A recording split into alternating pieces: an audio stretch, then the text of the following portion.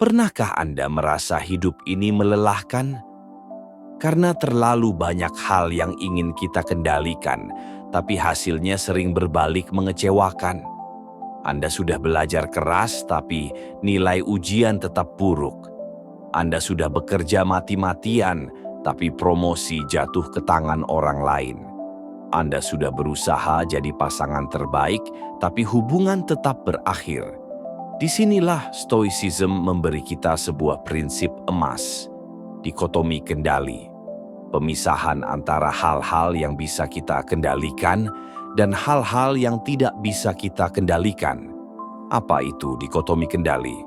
Epictetus, seorang filsuf Stoik yang dulunya budak, membuka bukunya yang terkenal Enchiridion dengan kalimat, "Beberapa hal ada dalam kekuasaan kita, dan beberapa hal tidak." Kalimat ini sederhana, tapi jika benar-benar dipahami, bisa mengubah cara kita memandang hidup. Hal yang bisa kita kendalikan, pikiran kita, pilihan kita, sikap dan tindakan kita. Hal yang tidak bisa kita kendalikan, cuaca, tubuh kita sepenuhnya, sakit, penuaan, kematian, opini orang lain, hasil akhir dari usaha kita. Contoh sehari-hari. Bayangkan Anda sedang menghadapi wawancara kerja yang bisa Anda kendalikan. Persiapan, cara menjawab pertanyaan, sikap tenang. Yang tidak bisa Anda kendalikan, siapa kompetitor Anda, mood pewawancara, atau apakah perusahaan benar-benar merekrut tahun ini. Atau bayangkan Anda jatuh cinta, yang bisa Anda kendalikan. Bagaimana memperlakukan pasangan dengan hormat dan kasih sayang. Yang tidak bisa Anda kendalikan, apakah dia akan membalas cinta itu, atau apakah hubungan itu akan bertahan selamanya. Dengan memahami ini, kita bisa mengurangi penderitaan yang muncul dari menggenggam terlalu erat hal yang sebenarnya tidak pernah bisa kita kuasai. Prinsip penting, dikotomi kendali bukan berarti kita pasrah atau tidak berusaha.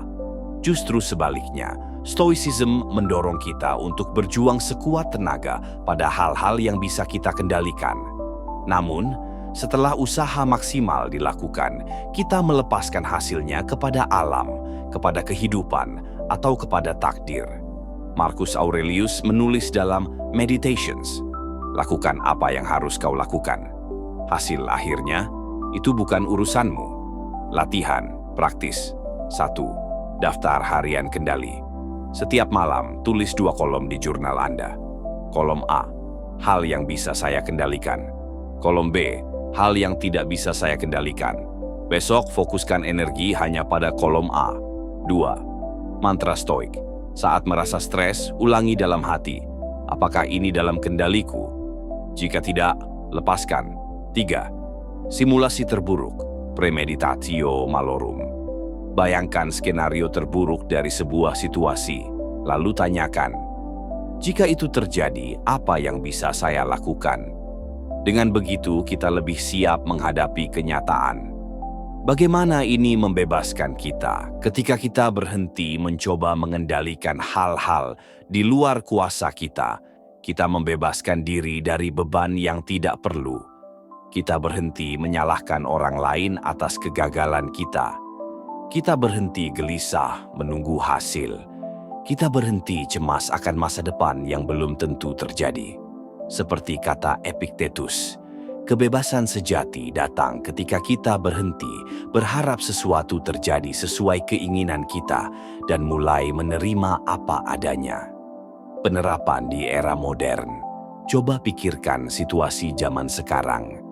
Media sosial penuh komentar pedas. Kita tidak bisa mengendalikan apa yang orang lain tulis, tapi kita bisa mengendalikan bagaimana menanggapinya. Ekonomi global tak menentu.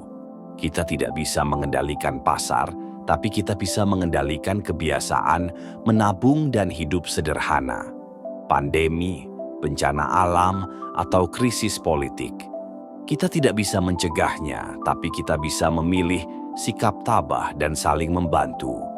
Inilah yang membuat Stoicism tetap relevan setelah ribuan tahun. Penutup, Dikotomi kendali adalah fondasi latihan stoicism. Dengan membedakan mana yang bisa dan tidak bisa kita kendalikan, kita berhenti membuang energi sia-sia. Kita belajar fokus pada yang benar-benar penting. Pertanyaan untuk Anda, dalam hidup Anda sekarang, hal apa yang sedang Anda coba kendalikan, padahal sebenarnya itu di luar kuasa Anda? Renungkan, lalu lepaskan. Karena saat kita hanya menggenggam hal-hal yang benar-benar bisa kita kendalikan, hidup akan terasa jauh lebih ringan. Pada video berikutnya, kita akan membahas melatih persepsi. Bagaimana cara kita memandang sesuatu bisa menjadi sumber penderitaan atau justru sumber ketenangan. Terima kasih sudah menonton hingga akhir. Sampai jumpa di video selanjutnya. Dan semoga kalian selalu bahagia